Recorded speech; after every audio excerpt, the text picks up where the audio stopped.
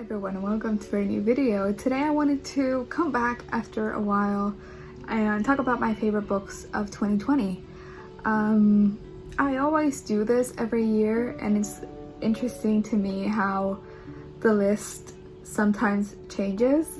For instance, Serpent and Dove is no longer a favorite book of mine, but I do admit that at the time it was such a fun book and I wanted it to be part of my list for that year. So it's interesting, and I'm kind of curious to see how this list will change next year, and if the books that I have chosen are going to stay in this list. And I forgot a book, so I'm gonna go get it.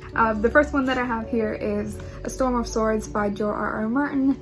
What I loved about this book, and this is definitely my favorite in the series so far, is that a lot of what we have been building up throughout the series paid off in this book. So there are a lot of important events occurring in this book, and I already knew what was gonna happen. I saw the show, but the book was great, and that ending, I cannot wait to pick the next one up. So yes, definitely on the favorites list.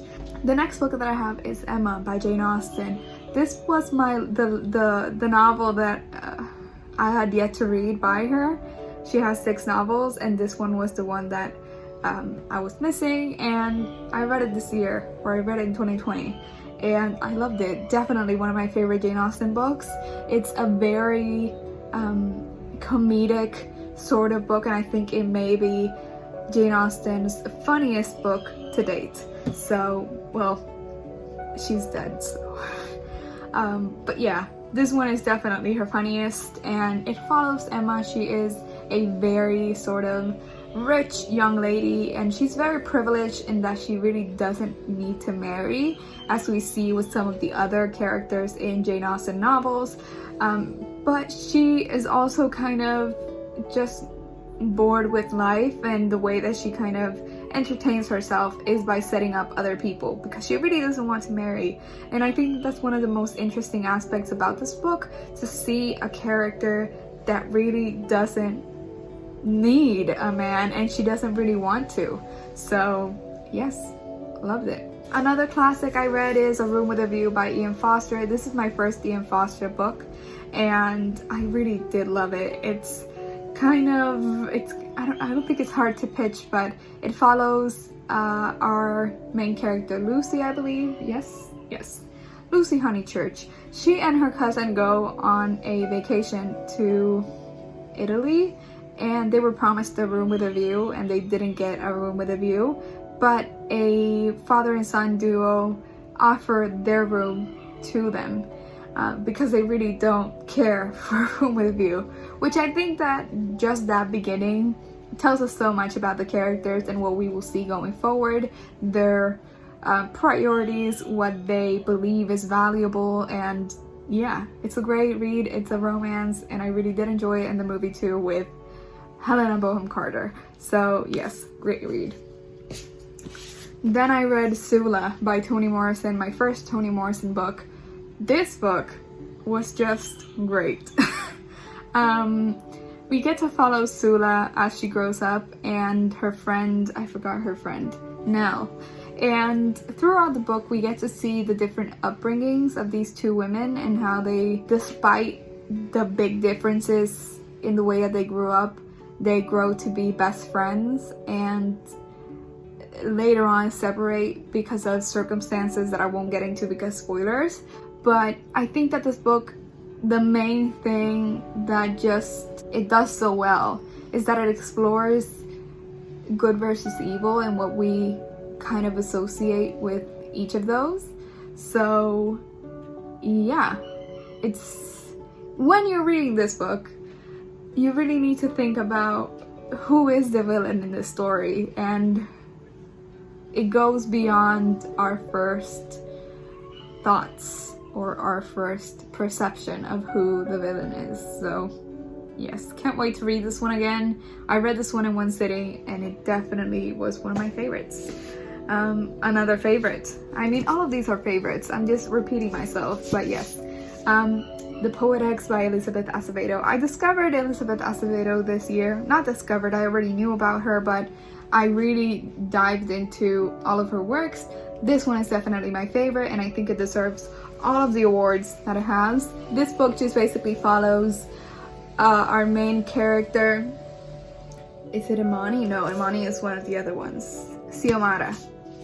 And we get to see her when she's 15, and kind of just, this is sort of a weird coming of age story, despite we don't get to see her turn into an adult, but we do get to see a pivotal moment in her life and how she changes her perception about many things. I think this is so great because, especially for Hispanic women, I think that it explores family and mother and daughter relationships in a way that is very prevalent in Hispanic families, and especially when it comes to religion and how we deal with those aspects as families. It's great. And the way that the author questions certain things about religion and just certain things about the world and the way that we see it, it's so impactful, and I related so much to a lot of what Xiomara was going through and questioning. So yes. Then I read The Secret History by Donna Tartt. This one was also great. It follows a young man, I forgot his name. He goes to this university and he wants to enter this very elite class on Greek, and the mystery behind this class is very intriguing because very few people are allowed to be part of this elite class, and yet our main character does manage to get in, and we get to see what is discussed in this class and why it is so elite, and just exploring the characters that are part of that class. This is just a masterpiece in terms of character development and just character driven stories. It's just, I don't know if I should say much about it. I'm not gonna say much about it because I did go into it not knowing much, but yes, this is a great book, and the best way to go into it is not knowing much. So yes, The Secret History by Donna Tartt, peak literature. Then I have Heartstopper by Alice Oseman. I read this book when I needed just something light-hearted and fun, and this just delivered. It's a beautiful story about Nick and Charlie. They are high school students. One is very sure about his sexuality, the other not so much. It's just such a sweet story, and I like how it tackles so many kind of difficult themes, and yet it does so in a very lighthearted way. From unhealthy relationships to even, I guess, sometimes abuse. It doesn't feel as heavy as other books might present it. So I really love this one. The other one is The Only Good Indians by C.M. Graham Jones. This was definitely a surprise. I read this for the Fortnite Frights readathon created by Seiji from The Artisan Geek, and I am so glad that I was able to read this through her because I never would have picked up this book otherwise. And it basically follows these four men. They committed an act 10 years prior to where we see them in this book, and we just basically get to explore throughout the story the kind of consequences of that act. We see them all in very different places, and yeah, it's a horror, mystery, thriller, which is a genre that I really don't reach for, but I really did enjoy this one. And it also is very outside of my comfort zone in terms of the way that it is written. It is written in, I think it's written in third person present, and at times it dives into second person. So yes, I remember being a bit kind of confused by some of the style of writing, but once you get into it, it's a great book. Nonfiction. I also got into a bit of nonfiction, and I want to talk about it here. Yes, the first one. So You Want to Talk About Race by Ijeoma Oluo. I read another book about race earlier in the year.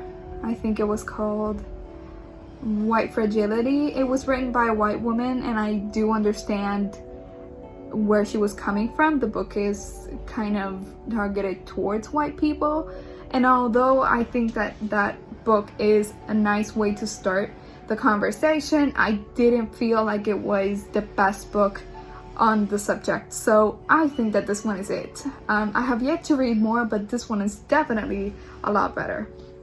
What I really like about this book is just how practical it is, in terms of the way that it is structured and the way that it just made the topic a lot more approachable. So the way that the author structured it is through questions. So each chapter tells you a question, and you get to explore the subject, and she gives you tips, practical tips on how to approach the subject. So for instance, one chapter is called Is Police Brutality Really About Race? And she just kind of basically explains everything, and by the end you also get kind of tips on just how to approach the subject, especially with people who disagree, or how to approach the subject with Black people. And I just found this to be extremely informative, and yes, the best book so far on the subject. Again, I am sorry because my neighbors are cleaning their backyard, and they're using the lawnmower, so this one is definitely, I really do recommend it. It's short, it's tiny. I read this in like a day or two, and I feel like I will keep going back to this one, because it is just truly an amazing book. So yes. And the last one, but certainly not least, is another nonfiction book, and another book that was definitely a surprise to me. It's called Money, The True Story of a Made-Up Thing by Jacob Goldstein. This book I never expected to enjoy as much as I did. It's just basically a book about the history of money. I never thought that I would enjoy this so much. I really do like history, and I think that the way and the perspective that the author uses to just write this book is just so great. And I think that he doesn't even use the boring parts of history when it comes to money. He loves to use anecdotes and just fun stories about in the past about how people dealt with money and how they bought things or exchanged things. And yes, it was a really fun read, and I never expected it. A book about economy that is fun? Who? I really enjoyed it. I really did. My mom is currently reading it because I was like, Mom, you definitely need to read this, and she started reading it. She's really enjoying it as well. So yes, I think that it's all. Did I mention all of the books? How many books? A lot. Yes, I am sorry, I have been gone for a really long time. We have been moving, and it's just been a roller coaster, but hopefully I can now start just filming once again, because I miss it. So yes, thank you guys for watching. Let me know what your favorite books of the year were, and I will see you guys with the next video. Bye.